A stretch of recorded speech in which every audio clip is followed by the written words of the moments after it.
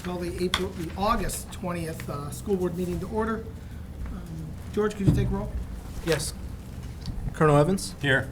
Mr. Grozen? Here. Mrs. Ludwig? Here. Mr. Miko? Here. Mr. Naso? Here. Stand for the pledge. Pledge allegiance to the flag of the United States of America and to the republic for which it stands, one nation, under God, indivisible, with liberty and justice for all. All right. That brings us to district goals. That's all. We're off to a new school year. I hope everyone's having a great start to their school year. It's important that, especially at this time of the year, all times of year, but at the beginning of the year, we really have to focus on our two goals and make sure that we stay focused and we don't get distracted and we stay student achievement, financial prudence, and we just keep focusing on those things. And if we keep working those two issues and those two goals, and if we can achieve those, then we're successful. With that, we'll move on to recognition. No recognition tonight. We could recognize that George and I have the same jacket on. I look better in mine, just for the record. You do. Superintendent's report to the community.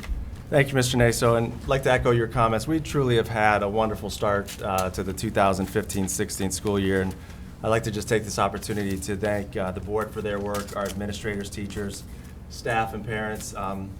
It really has been a good start. Obviously, with any start of the year, there's challenges, there's issues to work through, but as Mr. Miko has said many times, we're working on customer service and being responsive to our community, and I think we've done a very good job at the start of the school year and ensuring that it's been a success for not only our school district, but also our parents and students. We also have filled every full-day kindergarten spot, which is good news. We added, as we know, an additional section this year. So we have 25 students in every full-day kindergarten section.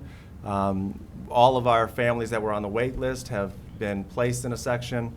And we also, although it's not a large increase, I have seen from the end of last year, our kindergarten numbers have increased to this year. So that's a good sign to see we're having more of our young students attend Strongsville City Schools. Obviously, at this time of year, a lot of our parents are spending time filling out all of the paperwork that we send home with emergency medical cards and different forms. I wanted to share with the board and with our community that we are exploring options to go paperless with all of our forms. As I shared with the board recently, there are 3 companies we're looking at that integrate well with our student management system. And I had a mom email me earlier asking if we would please take a look at this.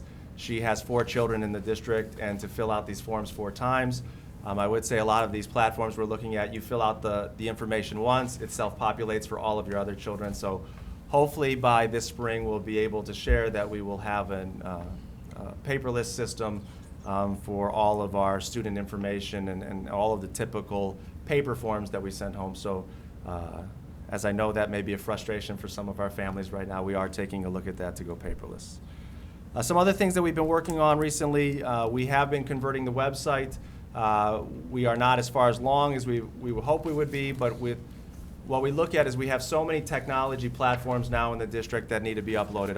Our science program has a technology component. Our new math program has a technology component. Our website is converting. Our goal is to have most of the elementary buildings done, if not this week, by early next week. And we've got Chapman and Drake are completed. And as you will see, again, a consistent feel, a consistent layout that they will be using. And this may be a little thing, but a great thing is in the old website, building webmasters could not upload their own pictures. Now in the new platform they can, so you can see building-specific pictures on each website, so we're excited to get that going. Another thing, and I think Scott will have a picture to show, we have been working on a new logo for our district, a new branding for our Mustangs, and Scott, I don't know if you have that, you could show it on camera, but we have finalized our academic logo. It's there. The background can be whatever we want it to be, but as you can see, it's Strongsville City Schools in the academic, athletics, and arts, and that's going to be customized for every building. We are still working on The athletic logo, that's still a work in progress. We're looking for consistent branding for all of our athletic teams, and that's a work in progress with our athletic director. And the one thing I would like to share is we are moving, and I know elementary principals specifically have been communicating this with their parents, we are moving to everybody being the Mustangs. And that transition will happen next year. And again, it's about unifying our district, that we are all Mustangs. I know it's difficult to give up our Chargers or our Cobras or Zonkers. The Zonker's already gone, though. The Bees. But we are transitioning to the Mustangs, so we have a consistent logo for our entire district. So it's time to pony up and stop horsing around. I will keep moving on. We are also, working on, as I've shared in the past, we have looked and gotten some feedback from our staff and our administrative team, and we'll start getting some feedback from our community here shortly. But one of the themes that came out is the exterior appearance of our buildings and the landscaping. And Mark Donnelly and I sat and worked together on a plan. And as you can see, we've started with Whitney and Sarrar are completed. We will be working through the fall to update the landscaping and the exterior appearance of the rest of our elementary schools. So for Sarrar and Whitney parents, we hope that you enjoy the updated and cleaned up landscaping, and we'll be following through with the rest of our elementary buildings to enhance the appearance and environment there.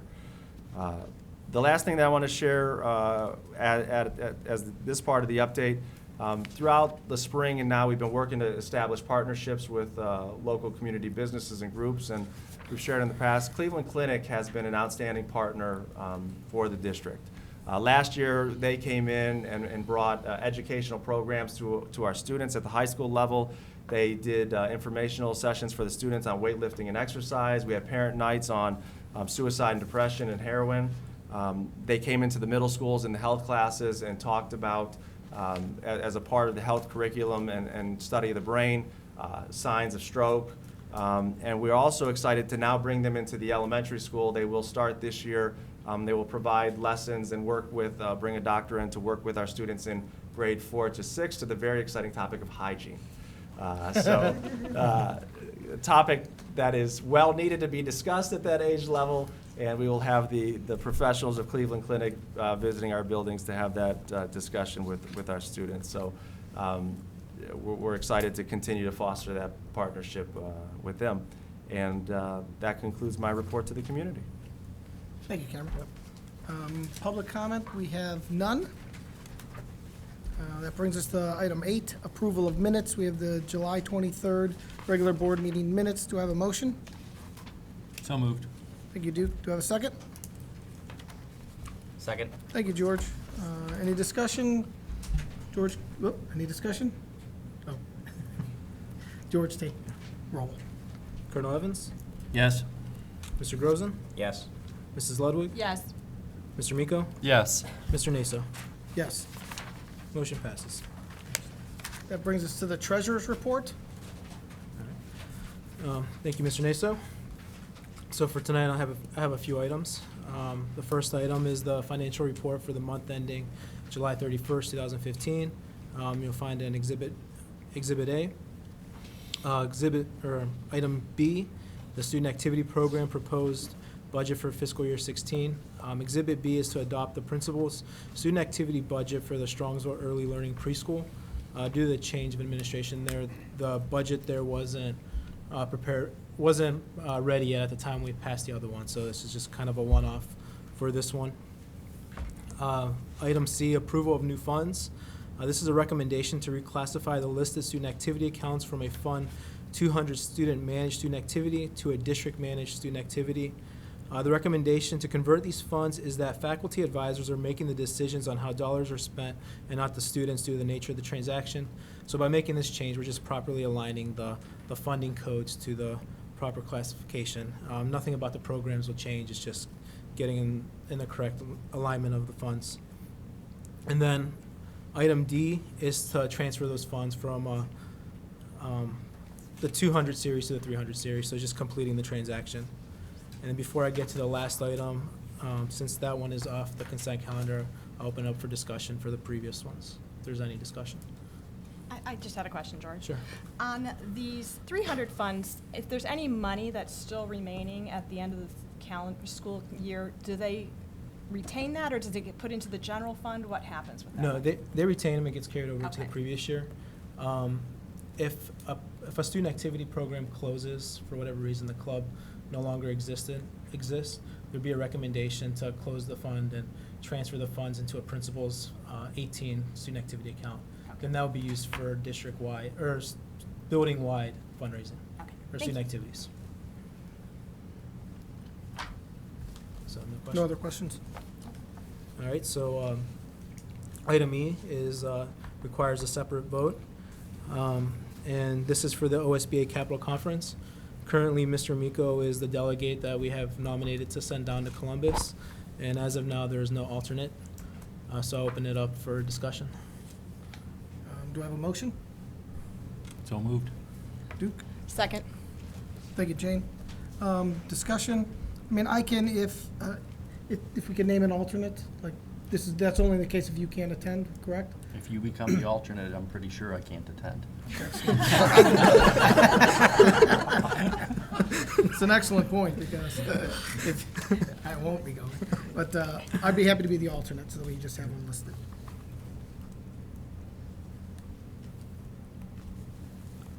And I promise I will do my best. All right, don't trick me now that now I'm on the list here. With that, take Okay. roll. Colonel Evans, Yes. Mrs. Ludwig, Yes. Mr. Miko, Yes. Mr. Naso, Yes. and Mr. Grozen. Yes. Motion passes. And that's all I had for tonight. Good job, Thank you. thank you. With that, superintendent's report, timely information. We've got a few hundred items under timely information. Just a reminder, last Friday I sent out an email to all of our families about the early release schedule. And that first early release day will be Friday, September 4th. So just a reminder that all students will be following that schedule. They'll be released an hour early from school. And again, if they ride the bus home, they'll arrive at that bus stop 1 hour prior to when they usually do. So our first early release day for professional development will be on Friday, September 4th. Also, on our new website in the upper right-hand corner, you'll see a little apple. It says menus, but that is a link to all of our food service information and page. And there's some cafeteria news updates for the 15-16 school year. But one feature that we've added is for our families that need to apply for a free and reduced lunch. It always used to be a paper copy. It would be reviewed, and determination and placement would be follow after that paperwork had processed. We now have an electronic option that families can fill it out online. Determination and placement in the program is immediate once the application is completed and reviewed. So again, go to that website. You can see lunch menus. You can go to pay for it to add money to your child's lunch account. And also, if you're applying for free and reduced lunch, there's now an online option for you to do that. Just since we won't have a board meeting before this, we're very excited. Our first home football game is Friday, August 28th. And just a reminder, as has been the tradition the past 3 years, we will hold the 3rd annual community tailgate sponsored by Team Strongsville. It will take place from 5 o'clock to 6:45 p.m. in the high school parking lot next to Pat Catan Stadium. If you haven't attended, there's a bunch of vendors there, bouncy houses, family events, and it's a great time for all, and it is free. So we would encourage all of our community to come out, support the tailgate prior to the football game, go over to Pat Catan and see our Mustangs get their first victory of the season. Also, at this time of the year, it's a great time to reach out and become a member of our PTA. PTA it is about becoming involved in your school, but it's about being an informed community member as well. So we would encourage all of our parents and our staff to join our building PTAs. And even if you can't attend due to personal commitments or work commitments, if you join PTA, you are on the email list. You can be informed through the minutes that are sent out. And if you would like to join, you can do that by visiting your school, or if you go on your school's webpage, you click on For Families, and then usually the first link there is PTA, and information to join is right there. So once again, PTA is a phenomenal group of individuals that support our district, and I would encourage everybody to join their PTA. And all the information that I've shared today will be sent out tomorrow in an e-blast to our parents and staff across the district. And that concludes my timely information. Thank you. And if there are no questions, I would like to say I'm excited. Obviously, as I've shared many times, I have a great administrative team that I'm blessed to work with on a daily basis, and we thought it was important that our whole team be here for our regular board meetings. So we will have, as we go through this, each administrator will come up and share their own reports. That way the community can see the individuals that are doing the hard work for the betterment of our students and our community, as well as they can answer any questions that you may have for them. And I would encourage you to ask them as many questions as you possibly can. So with that, I'll turn it over to Mark Donnelly, Director of Business Services, for his report this month. Thank you, Cameron. I appreciate your introduction. Tonight under Business Services, we have just a couple of items. However, I do have a item that I do have to read according to Ohio Revised Code. State law in Ohio requires each school district board of education to adopt and enforce nutrition standards governing the types of food and beverages available for sale on its premises of its schools and annually report the compliance to the Ohio Department of Education. I am here to state that the Strongsville City Schools Food Service Program is in compliance with said nutrition standards, and at today's board date will be documented in our report. Simply put, that's now under construction renovation update. Students don't, but go ahead. Excuse me? I'm sorry. Continue. Under construction renovation update, last week we talked about all the major effort of many different people put into getting ready our high school and our other buildings ready. One department I did notice was not mentioned. Our tech staff did an awesome job working through the weekends, couple of weekends, making sure everything was ready. Later on in my update, you'll see a little clip from one of our teachers telling us how she's excited about her tech. But that was due to our construction process, but also our tech staff working in the backgrounds. Nobody knows who they are or what they did, but they did an awesome job. I just want to bring that to your attention. Right now, under a construction update, what I have here to start the show off with is that red brick wall in front of the 7-800 wing that's been crumbling and falling apart for years. I don't know if anybody noticed, but over the summer they did an awesome job of tearing down every brick off that old wall and rebuilding it so it looks fresh and brand new. One of those small little updates maybe people don't quite notice, but it's important to notice.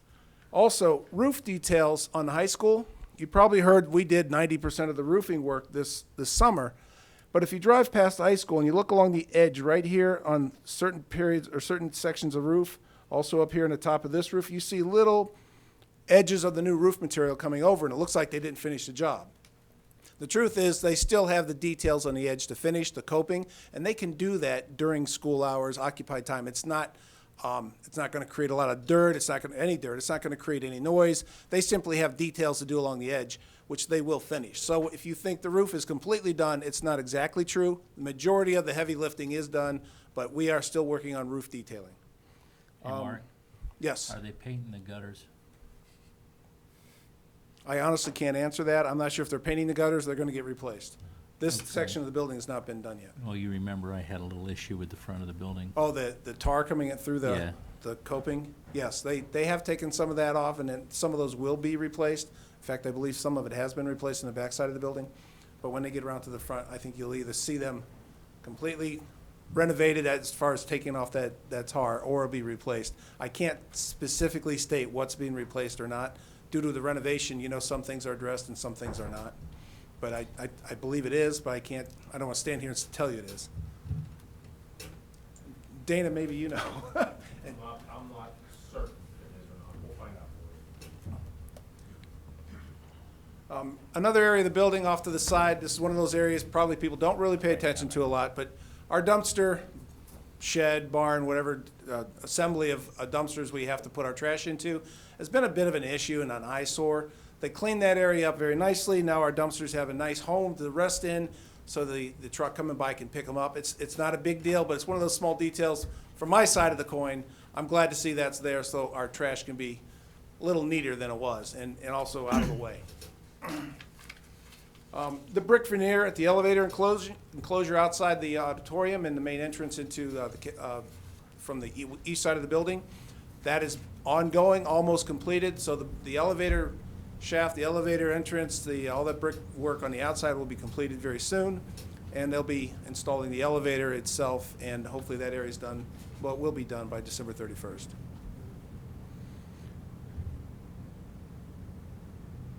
And this is a clip from one of our teachers. Hello, my name is Vicki White, and I'm a math teacher here at Strongsville High School, and I am the beneficiary of working in one of the newly renovated technology up-to-date classrooms. And I just can't say enough about how this is really helping students. In our classroom here, we have an interactive whiteboard that has just really helped keeping in touch with both the students and parents up to date. You can see that I can project anything from my computer as far as websites and everything on the board. I can access and show on the whiteboard and then interact with it my lessons, different worksheets. I'm able to access anything on the internet via this. I'd like to show you just a little bit how nice it is that I can actually even go to the board and I can bring up exercises and PowerPoints for these students. They love it. I can send students to the board for a presentation. I can have them work in groups. We've also used the Chromebook capability. I have my own here that I use all of the time. But with my students, we'll bring a Chromebook card in so that students can work either singularly or in pairs, and we can play interactive games where they access math questions, which I love, on their own Chromebook, and their results are posted up on the whiteboard here. They enjoy it, they have fun with it, they get to sign on and we can see their names so they can even be a little creative with, I'm the math superhero or whatever. It's making the learning fun. And the Chromebook technology in itself is making my life and my administrative duties so much easier. I carry it with me where I go, so I take it to meetings. We can share documents. We can share documents right with the students. I can send them email messages with what the homework is. I can send text messages.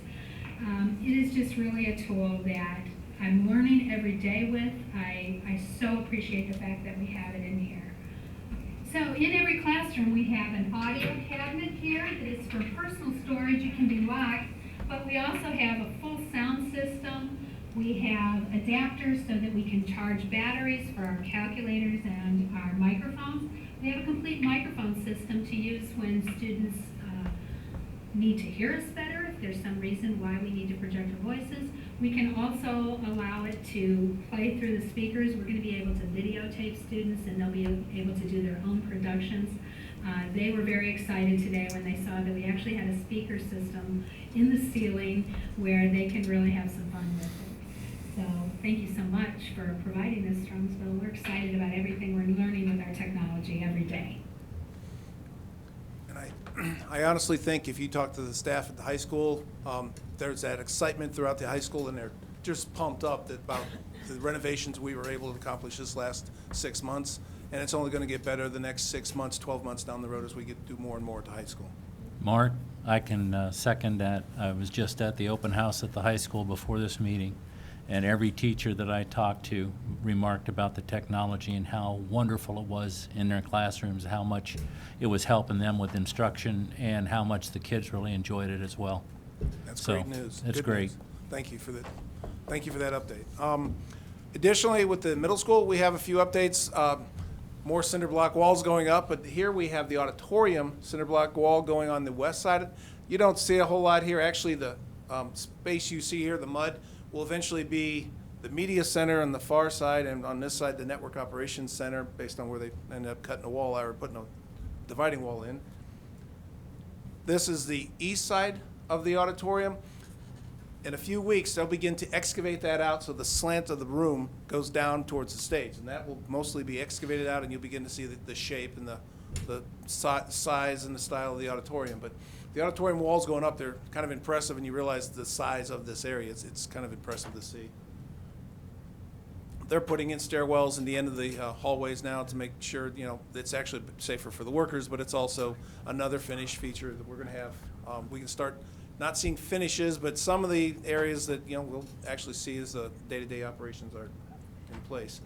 Third floor walls are going up. Once again, it's just more cinder block walls, but it's nice to see the progress. Very soon, they'll be putting the ceiling girders, the roof joists on, and you'll have you'll see the shape of the building, and you'll get to see what exactly it's going to look like.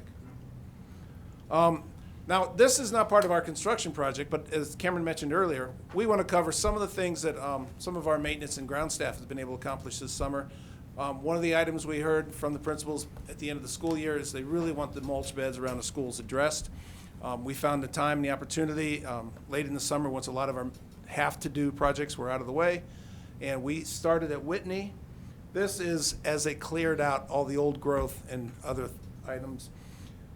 This is a result of the work they did as they planted a few new bushes and brought in new mulch and mounted up, and we made the place look like it's supposed to look for Strongsville, a very decent looking, sharp, fresh looking appearance for the outside of the building. We went over to Sarar and we did the same thing. They had a lot of different items in this mulch bed you see up close. There was actually a third tall grass plant. There were several items in there. There was so much growing you really couldn't even hardly see the dirt or mulch anymore. They cleaned it up. They made it nice and fresh. The other mulch bed behind there you can see is also cleaned up, and off to the side of the other side of the main entrance they cleaned up very well too. But that plan was very well received by all the building staff and principal. They complimented us on it, and we have to continue. We're going to get 3 more elementary buildings done this fall to make sure that we continue with this, and we will finally take full ownership of our mulch beds, and we will make them stay this way going forward. And at that point, I have one other item on the business services agenda tonight. However, due to new information I just received yesterday, new, lower, more aggressive rating from a competitor, I have to do some number crunching and make sure all the I's are dotted, T's are crossed, but it looks like we can potentially save significant dollars on our copier maintenance program. So I'm going to ask that we table item 2 until a future board meeting when I can clarify and verify that we definitely have a better deal, and I'll bring that to the board hopefully very soon. And with We're always that, up for saving money. I am too. With that, unless there's questions, I'm done for the evening. Mark, I'll have just one comment. Sure. When we started the bond, it was build them a new middle school, save money. And our mantra was warm, dry, safe. And Dana's heard that 100 times. I just want to say thank you again to the administration, to Hammond Construction, GPD, and RFC, because I think Dana will agree with this. We're on time, we're on budget, and we've got a lot more than we expected in the beginning because of great management, a lot of hours and a lot of meetings, and but great job, not only for the middle school, but the high school was the challenge, and you guys pulled it off. Dana, am I right by saying 90% of the classrooms are done? Yes, 90% of the Okay. educational. Educational spaces are done. Each room has wireless, has technology cabinet, has the speakers, the short throw projectors, floor, paint, and lighting. Correct? New windows. And new windows, and a new roof. And new So, roofs. just a great job. Thank you, guys. Yeah, that, I'm really impressed. In 9 weeks, whatever the summer was, very short time, really, they did an awful lot of work. It's very impressive. Just wait till next summer. Thank you. Thank you. Thank you, Mark. At this time, I'd like to bring Erin Green, Director of Curriculum, up for her report. Good evening. Thanks, Mr. Ryba. With the theme of saving money, we'll move to item 1 under curriculum, and this is for the Ohio Online Learning Program. This is a recommendation that Strongsville City School District pay for students to participate in the Ohio Online Learning Program through the Educational Service Center of Cuyahoga County at an estimated cost of $110,000, which may result in net savings to the district of approximately $208,000. Now, these are projected savings based upon enrollment that we saw last year, our first year with the program, and we're projecting an enrollment of about 40 students. This is in lieu of them leaving to go to a charter school or an online school. We get to retain them in the district, which is a win for us. And then financially, it's also a win because we get to retain the deduction of $7,764 that we would lose. So this program estimated, it varies a little bit by student, but approximately $2,640 per student to enroll in Ohio Online, which saves us roughly $5,000 a student. What it also does is allows these students to stay in Strongsville City Schools. It allows them to earn a high school diploma that says Strongsville City Schools and is worth a lot. And they also get to benefit by attending extracurricular activities within the district. That's great. I mean, It it's is, really, we're very proud, very impressed with the program. And we're up to 20 students, 2021 as how of do we today get the word students. out? I mean, I know that we were adding, we were gonna add it to the webpage, like if you go under students, we're gonna put it under there, we're gonna put it under schools, when you go to look for the schools, it's there. How else do we get the word out? Because, I mean, it's a heck of a benefit for all of us. It's a massive benefit when you think about the extracurricular activities. These students can still be connected with their community and their friends. I mean, extracurricular activities can help socialization and things like that. I mean, it's huge, where charter school can't provide it. What we've done so far is every one of these families has received a letter in the mail sharing about an informational meeting to attend. Every one of what? Every one of our students that are homeschool students or online school students have received a letter. So if they're going to another, if they have another online, if they're doing another charter. They're doing ECOT, Odella. We're reaching out to We're them. reaching out to them by letter. Now, what we're going to What do. if you and Jenny knocked on their door? Can I take Duke with me? Yeah, you can take the Duke. But what we've got is we do have a listing of all of our students that attend online schools, and what we've talked about as a group and internally is you know, sometimes you see a mailer, you just throw it down and you just put it in the pile. So how do we reach those families to share the benefit that we have, the program that you are attending through ECOT or Odella or other online opportunity? We have that here in Strongsville. As Aaron said, you get the benefits of being a Strongsville student, you get a Strongsville diploma. The way that we get the information is we get phone numbers and addresses. There's no email addresses attached to it. So we are working on a plan to personally reach out to those families to at least give them the option to have the conversation so that they can better understand. You know, the website I think is good for our families that may attend that say, well, maybe for my child, the brick and mortar school is not working anymore, because that is the case for some families. But, you know, for families that aren't attending our school, I'm not sure how often they're actually clicking on our website to see what's going on. So that personal contact, in addition to the letters, we're going to see if we can gather some additional interest there. Excellent. I had a question. Does this have a summer school component to it as well, or is that something that would be separate to maybe capture some of those students? I can answer that. Okay. Traditionally, or what we did last year in our first year, was it was set up as the traditional school year. So the students had their 9 months to complete the courses. We pay for the full year, so if they needed some extra time, that was also beneficial. They could carry their courses into the summer. However, they have either semesters or full year course. We didn't offer that as a summer opportunity because we did run the summer school at the high school through the Plato, but it's definitely something we can look into as well. Okay, thank you. You're welcome. Aaron, Yes. I'm assuming you're the point person I for the am. program? Yes. So piggybacking on Cameron's comments, if anybody's watching and they want more information, what number would they call you? 440-572-7016. And if somebody's out there knows that their neighbor or their friend has a child that is at an online school, they can use that same number and prevent Cameron or Jenny or Duke from knocking on your neighbor's doors. Thanks, Aaron. You're welcome. Okay, item number 2 under curriculum, the Strongsville High School Student Planner Handbook. This is a recommendation to approve the Strongsville High School Student Planner Handbook for 15-16 school year. And item 3, Student Teacher Agreement. This is a recommendation to approve the Student Teacher Agreement between Cuyahoga County College Deaf Interpretive Services and Strongsville City Schools, as approved as presented, and that's Exhibit D. Any questions for curriculum?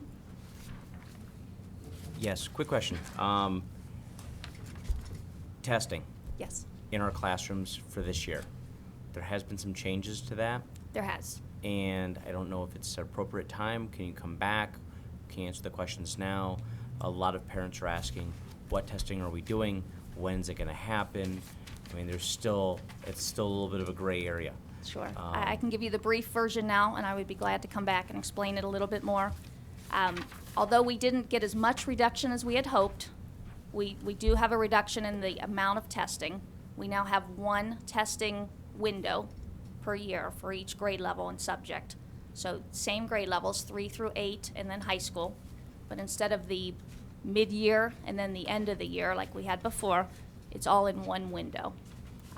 We are going to look at doing online where we have the capacity versus the paper pencil, and then slowly transition as we build our capacity and we have the new middle school to going all online.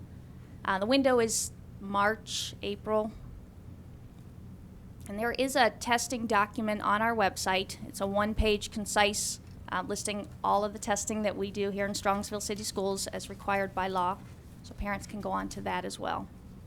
And the name of the test? It's going to be an AIR, A-I-R.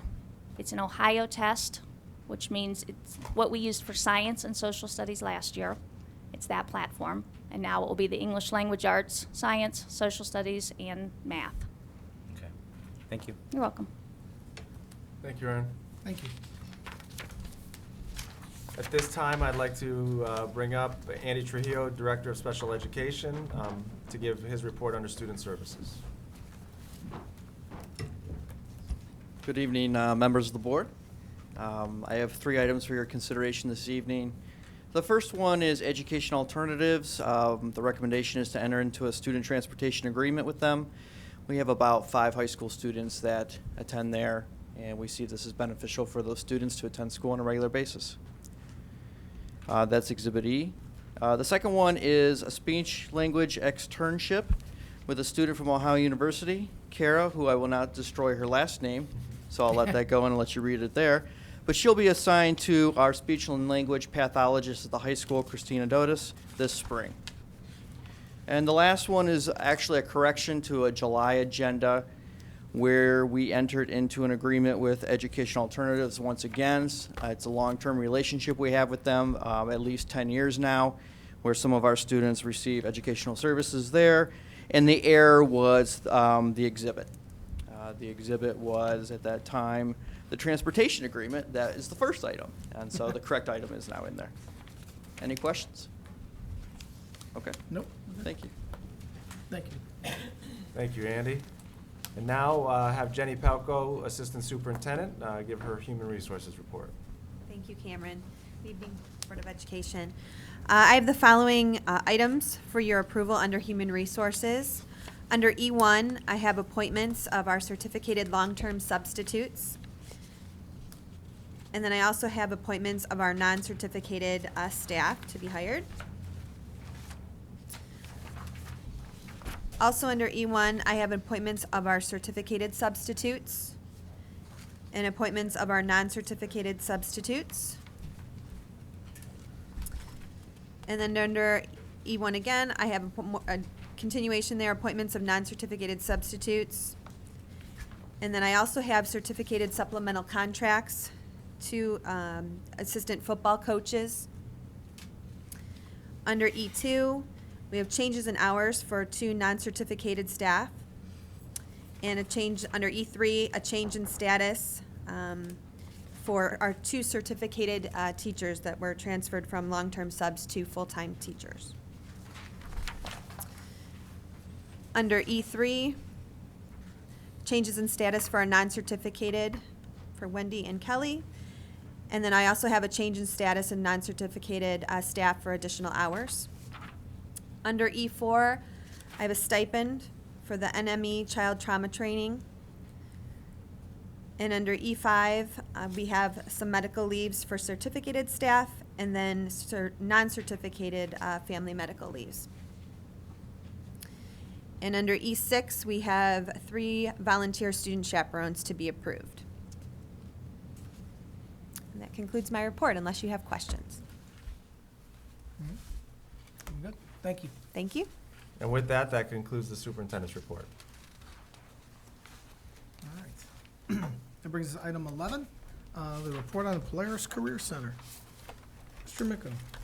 Thank you, Mr. Naso. I just have 3 items I want to highlight from Polaris for my report. Today, the State Department of Education released their report cards for career technical schools throughout the state of Ohio. The number of A's have all gone up, and what I'm really pleased about and proud of is that Polaris has A's, grades of A in all 4 rankings. The 4 rankings are the 4-year graduation rate, the 5-year graduation rate, a ranking called placement, and a ranking called technical skill. So the graduation rates are just that. If a student attends a career technical program, how many of them graduate within 4 years, how many of them graduate within 5 years. Now, when they're at Polaris, they're not there for 4 years, but it tracks those students. And the students that are in the Polaris program are all graduating within 4 or 5 years at a very high rate. The other one is placement, which I think is important for not only the students but parents, and it's a ranking for students within 3 to 6 months of graduation. Are they employed in an apprenticeship? Are they at a college or 2 or 4 year college? Have they joined the military? Are they in some kind of an advanced training program? And again, all the students at Polaris are doing that well, and the ranking is A. And then technical skill, the various programs, are the students earning either a certification for that program, some kind of credential specific to that program, whether it's culinary arts, whether it's electronics, whether it's graphic design. There's always different industry certifications attached to that. And again, Polaris received a ranking or a grade of A. So I think that's an excellent comment on the quality of the program at Polaris. The other thing I'm going to highlight quickly is that, again, there seems to be a technology or modern technology vein to today's meeting. Polaris Career Center wants to highlight hashtag Polaris means jobs. So if you use Twitter and you understand it's a way to collect all kinds of postings and information, but Polaris means jobs. The program's there, whether it's at the high school or at the adult ed section, it's career ready, it's job available. They're not training students in skills that aren't going to pay off in the end. So if you know how to use Twitter, you can look for Polaris means jobs. And if you don't, you can go to Polaris and learn how to use Twitter. They have a program. The Twitter. They have how to use Twitter and other social media in their adult ed program. And then the last one is I just wanted to highlight, these are not students from Strongsville. They happen to be students from Olmsted Falls High School. But at their national competition, 2 Olmsted Falls High School students, Jocelyn Rabbit and Stephanie Schroth, finished 3rd in the robotics and automation competition. They're both students in Olmsted Falls satellite pre-engineering program, and I just highlight that because I'm very happy that we have our first year of a satellite program in pre-engineering at our high school, and these are the kinds of things we can expect students to accomplish. And that concludes my Polaris report. Thank you. Want to move right on to legislation? My quick comment on legislation is yesterday I had the pleasure and the privilege of attending Mike DeVilla's Columbus Drive-In. He has a program every year. This is the 2nd year where he invites elected officials from his district down to Columbus. He tries to make the day worthwhile and schedule meetings based on who comes. I was fortunate to have Councilman Scott Maloney join me, so there was some programs on grants and things like that at the city level. And in the afternoon, we met with some representatives from the Ohio Department of Education. I'm happy to report that they're well aware that we need to tweak our testing, and they talked a lot about making it more reasonable. And I was able to comment about, we want to be accountable. We understand testing's important, but when the testing becomes burdensome, it takes away from the time to actually teach. And that seemed to resonate very well. And then naturally, I was excited that I could take 60 seconds and bend Representative DeVilla's ear about our funding issue. And about a half an hour later, he was well aware of how Strongsville feels about the funding issue. And that completes my report. I have a question. Did anybody down in the State House talk about the $90 million that our wonderful, and I'm being very sarcastic, governor took away from public education? What's going to happen with that $90 million? Because he can only stop it. He can't apply it to anybody.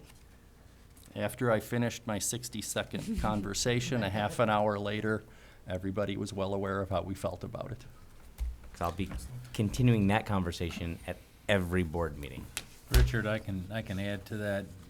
At the last Strongsville Republican Club meeting, we had Congressman Renacci. We also had Senator Patton and Representative Davila, and they were both made very well aware of how we feel in Strongsville about the reduction in funding.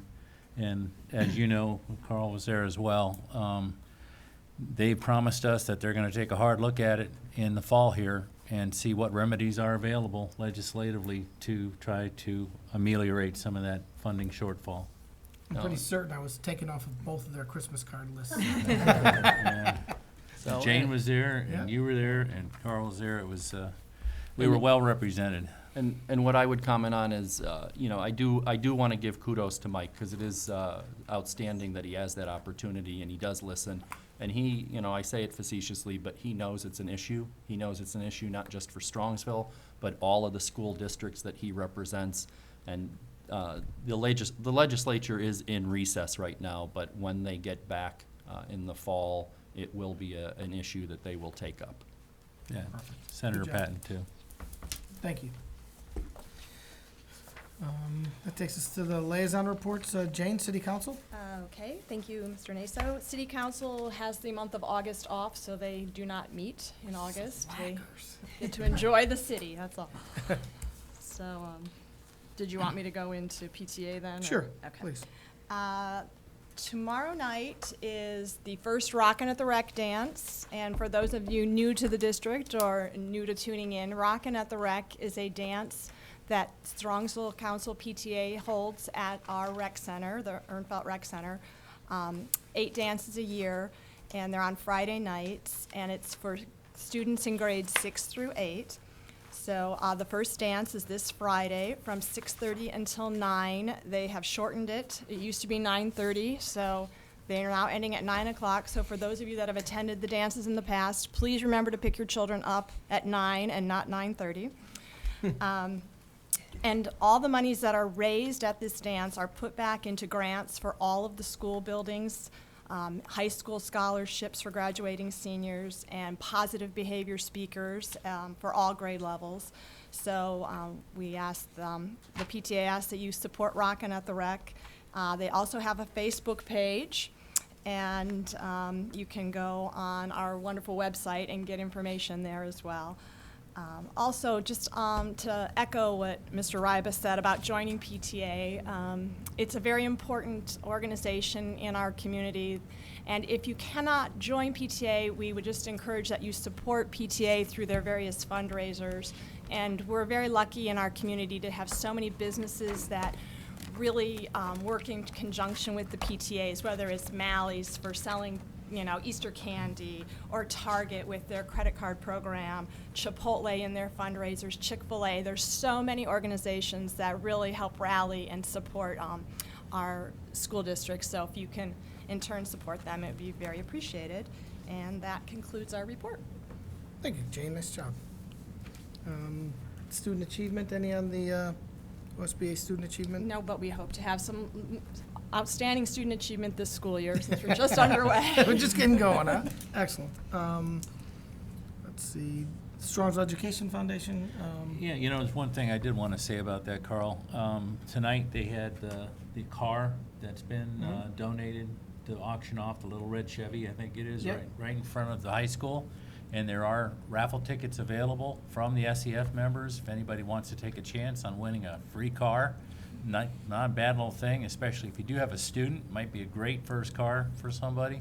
And I don't know, I think the high school open house ends at 8, so it's about 10 minutes if you want to race down there and buy a ticket. Mr. Smithberger was selling them. But they are available from any SEF member, and I'm not sure when the drawing is going to be, but it's been I around believe town. it's going to be homecoming. I believe they're doing the drawing and homecoming, and we'll also be selling tickets at the board office. The Strongsville Spirit Shop will have tickets, and the car will be at every home football game to sell tickets there. Cool. So. Well, give it a look-see, and if you like it, take a chance. You never know. If you don't like it, take a chance. You Yeah. never know. A couple other things on the SEF. They have their annual breakfast, will be on October 28th at 7:30 in the morning. It's really entertaining. It's an hour. It's a good breakfast. You learn a lot, and there's a lot of kids who participate in it, and it's always well worth it.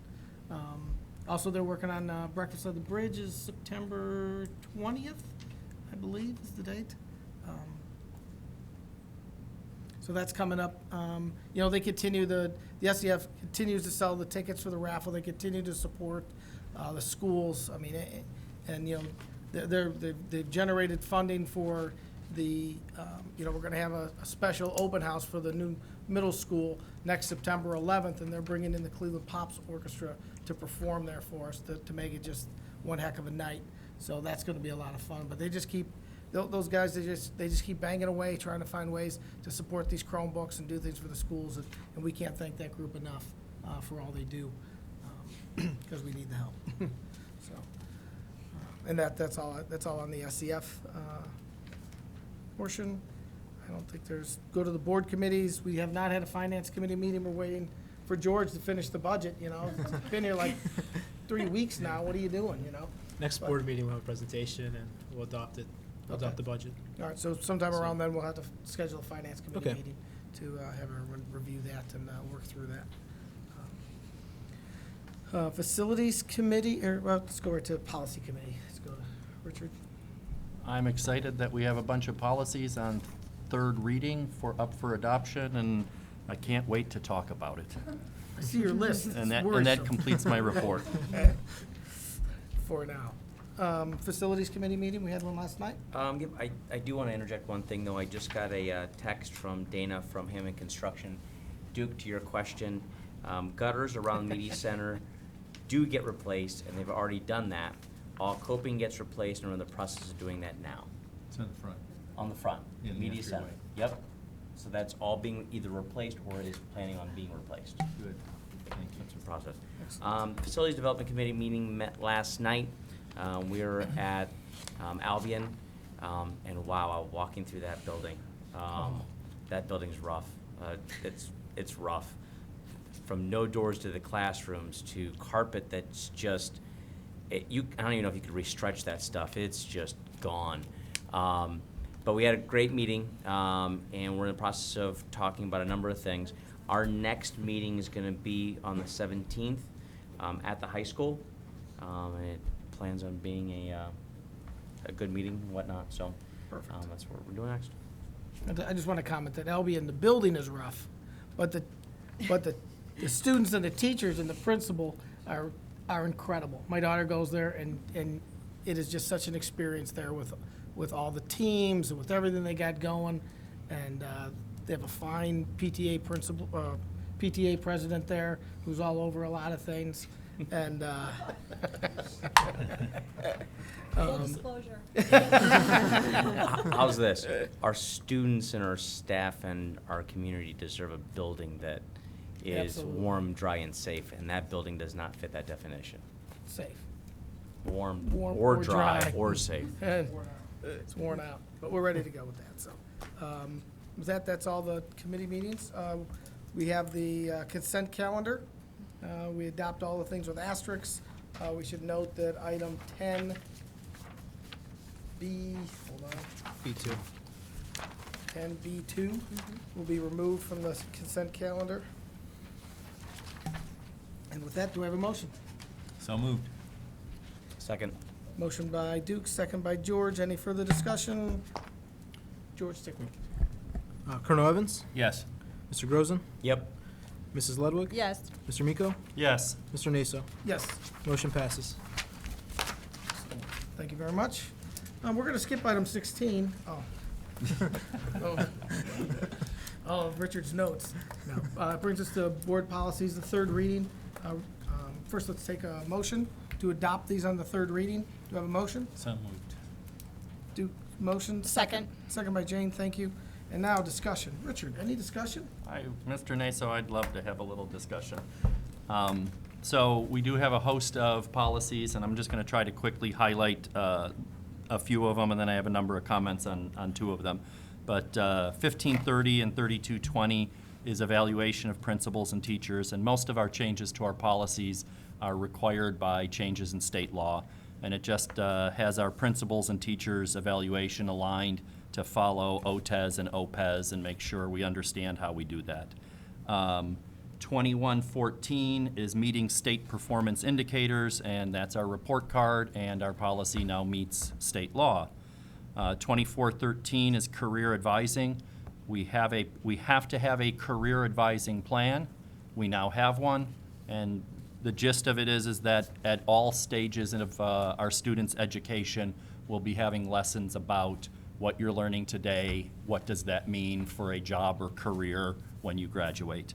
5114 just is, again, getting current with state law on foreign exchange students and immigration laws.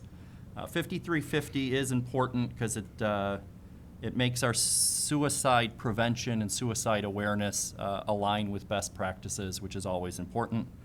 5340, again, important about accidents, and it gives us the best practices for concussions, especially with our sports. 5460, parents with students graduating after 2020 probably want to pay attention. Our guidance counselors are well aware of the changes and the students that it'll affect. But beginning in 2020, you'll need 6 electives instead of 5 to graduate. Beginning in 2020? If you graduate in 2020. Just catches my daughter. And that's a good thing. It is a those good are those 6 electives. One of those electives has to be business and technology, fine arts, or world or foreign language. Which one is it? World. We're going to have to change our policy. It's foreign in our policy. And it's foreign language. 8390 is about service animals, and the gist of it is that if you need a service animal, Strongsville is ready to accommodate you. 8400 is our school safety, and it is important because we have to have an emergency management plan. We can't just talk about it and say we should do it, and it's always something we'll do tomorrow. It's something we need to do every year, and I think it piggybacks nicely on the presentation from Navigate last board meeting. There's a host of policies that all have to do with tobacco, and we basically revised all of them, and as of, I don't know, 5 more minutes, will be a tobacco-free campus, assuming we do pass the changes to our policy, and it's a good thing that we do that, and we'll have signage where appropriate to let everyone know. And I know Duke, it was very important to Duke that we kind of take a lesson from the city and have a tobacco-free campus throughout. And then the last policy that I am excited about and proud of is the Bring Your Own Technology policy. We did have a theme about technology, about updating our website, about going paperless, et cetera. But our policy needed to embrace that, and we had a collaborative effort. We had representation from our teachers, from our OPSI staff, from our supervisor of instructional technology. But everybody was there, and we made sure that everybody had input and understood the new policy. And ultimately, it addresses the fact that we live in a modern world, and all our students have these devices at home and use them all the time. And we want to make sure that we train them, that we make sure they understand the phrase digital citizenship, that they can use them responsibly, that they can use them for education, for learning, that it can be fun. But it needs to be legal. It needs to be responsible. We have an acceptable use policy. It needs to be followed. The gist of it is that our teachers and principals are empowered to decide when that technology is useful in the classroom and when it's not. A couple caveats: you will be responsible for the device. If you lose it, you break it, what have you, No different than if you took your cell phone and dropped it when you were out shopping or whatever, you're responsible for the device. And for parents that are worried about all the bad things out there, we do have network filters in place. We do monitor that. It is part of our policy that those filters are in place and that they're up to date. But what's important to me is we crafted a policy that recognizes students at an elementary level need certain protections and certain help, and at a middle school level need certain training and help, and at a high school level. But if we take a look at Vicki White and how excited she is to have that technology in our classrooms, this policy just brings us to that level. And then we have our piggyback policy, and I will note that policy in our agenda, it is listed as policy 6163. It is actually policy 5136. We got a little happy on the typewriter. And that is our personal communication devices, and we've updated that also to match. You can bring those devices in. You can bring your cell phones to school, but just like anything else, you can bring pencils and pens, et cetera, to school. You better use them responsibly, and if you don't, you will get a detention and further consequences. But again, I'm really happy about this because it was a collaborative effort, and it really is a change for us as a school district, whereas before we wanted to control it and lock it down and not acknowledge that our students live in that world. And now we're acknowledging that, and we're going to train them in that, and we're going to teach them how to use it effectively. And that concludes all my comments. Thank you, Richard. I know we make fun of the number of policies and your enthusiasm at times for the policies, but thank you for going through them, and thank you for working so hard on those policies, because they're so important, they're so critical. We have to have those in place, and they have to be right. And thank you. You're welcome. Thank you. I have a quick question. So if a high school student comes into our new classrooms, and 90% of them now we've already known that have wireless nodes, is the tap open for them? Can they go in? Okay. Because there has to be an understanding and a distinction between if they get that internet from us where we have filters, but some of those personal devices have their own data feeds. So we can't control what someone's going to get on that personal device if they can get internet from an outside feed, but we're controlling what they can get from our feed.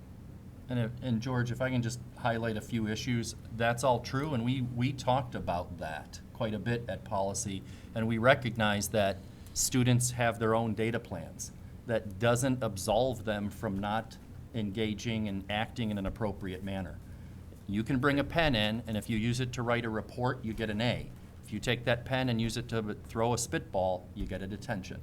And it's the same kind of attitude with our cell phones, our tablets, our Kindles, or what have you. If you do something inappropriate, if it disrupts the classroom, the teachers, the principals are empowered to deal with that appropriately. And I don't want to predict anything, but if you do something criminal with that device, there will be criminal consequences. Our policy is fairly clear. You know, I would hope that it would never become an issue, but it addresses you can't use your cell phone camera in any of the changing rooms and any of the locker rooms, et cetera. So we did, again, we worked very hard to make sure that our policy allows us to embrace the technology, use it appropriately, but also recognize that there could be consequences and we can enforce those. And as we have thousands of children in that building, and as technology changes the hardware and the software, it's a living, our policies are living and breathing documents. We will review, gather the information, find our problems, and adjust as we move forward. And one of the big, I'm sorry, just to add to that, one of the discussion items we had again was our responsibility to help educate our students on how to appropriately use technology. And that was a big part of the reason for opening up a little bit, for allowing them to use that, because we'd rather them make some of those mistakes or have that learning curve while they're with us so we can teach them digital citizenship and appropriate use, rather than doing that whether at a college setting or somewhere else. So it gives us a chance to teach them when to use it, how to use it, and how to be appropriate with it. And then one last question, just as a clarification for those who are watching this. When we say we're a tobacco-free campus, buildings and grounds, that means school time and non-school functions, we do not allow tobacco products on our property. So if you have a parent, grandparent, or someone who uses a tobacco product and they're at a school function, those people cannot walk out the front door, side door, grab a quick cigarette or whatever it might be. They have to be off school property. Or sit in their car. Is it sit in their car or is it I on don't know. property Off alone? school property. It's Off school property. And again, this was where we clarified our policies, because that was one of the issues. And similar to the city, we are becoming a tobacco-free campus. So that's, that's anywhere on our campus, sidewalks, parking lots, or whatever. Adults can possess legal tobacco. They cannot use legal tobacco. Students and minors cannot possess tobacco, period. And I agree with the policy wholeheartedly. I just think it's important that we communicate that, especially to, we have people in this town who are very proud of, they'll tell you if they graduated out of this building alone, Tom Lobb. But when that happens is, there are certain habits and there are certain entitlements that people feel that we used to do this, and Tom Lobb will tell you that the smoking pit or whatever was back.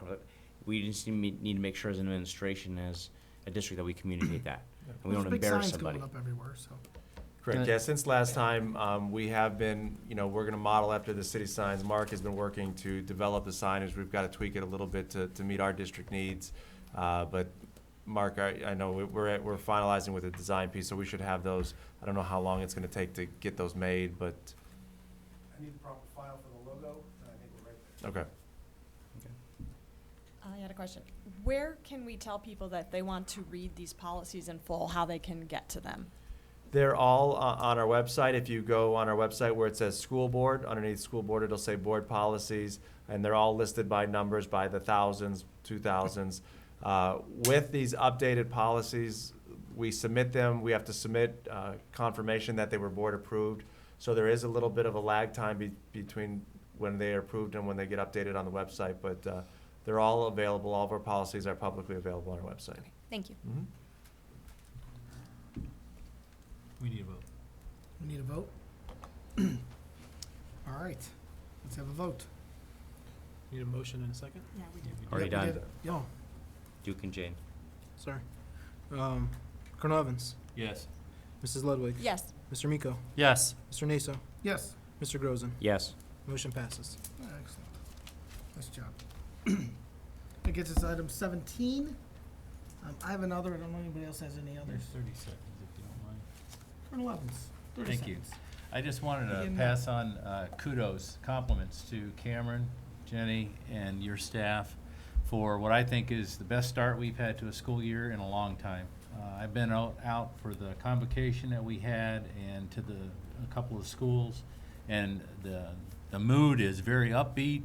I see Ian shaking his head back there. I think the staff, the teachers are all pretty upbeat and excited about this school year. The kids are excited about the school year. If the energy I saw at the high school tonight is any indication, we're going to have a great year. And that's a compliment starting from the top. It all starts from the top, Cameron. So appreciate that and appreciate you're off to a great start.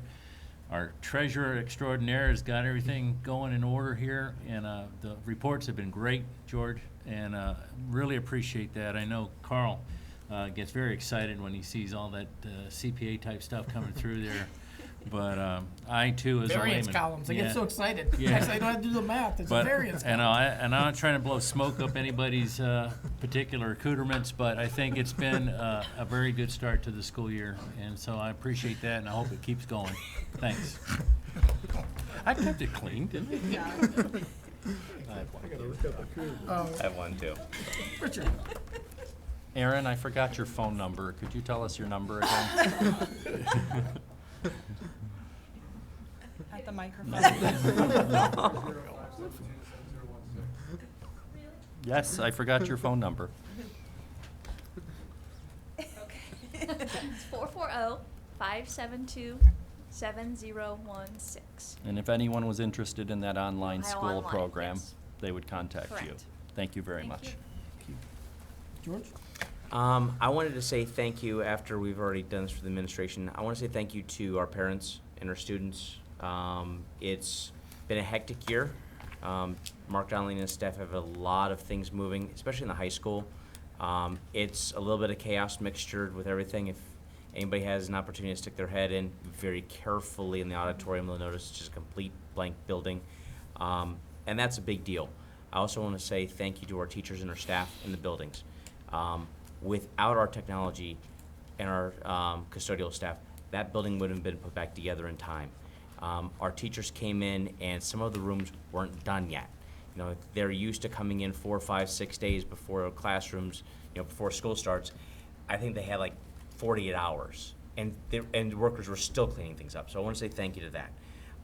But as I will continue to do on number 17, Board of Education Other, for every board meeting, I will remind everyone that we lost $3.6 million out of our yearly budget from a line item veto from Governor Kasich.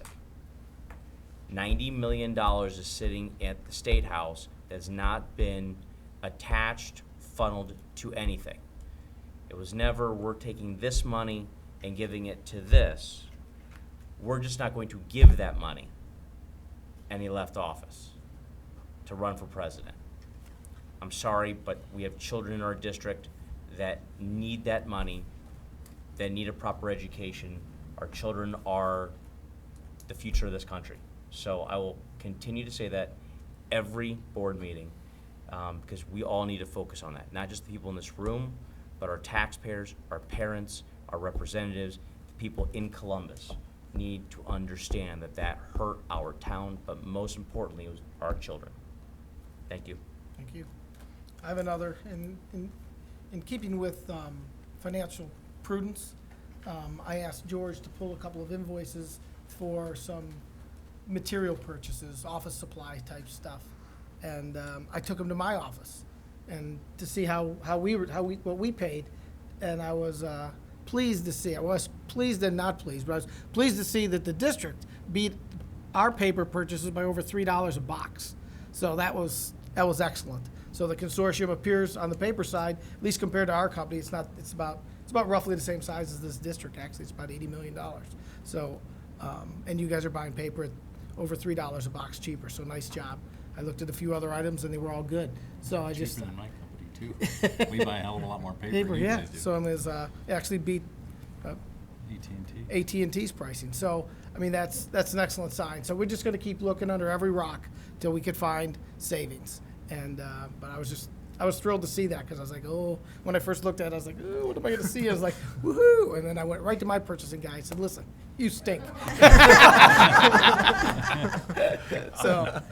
So on that's it. I don't think we have it. Jane, any others? No, I just wanted to echo what everyone else has said. We have a really great energy going on in the district this school year, and it's great to see. I think we can keep that momentum going. And I do have a senior this year, and one of the things she came home with this week to said, Mom, I'm using a Chromebook in every single class. So, and she wasn't able to say that last year at the high school. So they've really embraced it, and she's excited to learn all this technology. And the problem now is I have to learn all this Google stuff. So, Vicki, I might be giving you a call. Yeah. Excellent. Okay, thank you. That brings us to item 18. We have a regular school board meeting that'll be on September 3rd, right here at 7 o'clock, and another one on September 17th, right here at 7 o'clock. So thank you. No need for executive session tonight. Yay. None. First time in a long time. Yeah. Would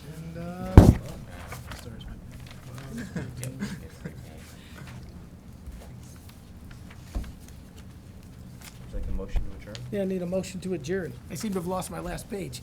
Do I have a motion So to moved. adjourn? We're here forever. Second. Thank you. Any discussion? No?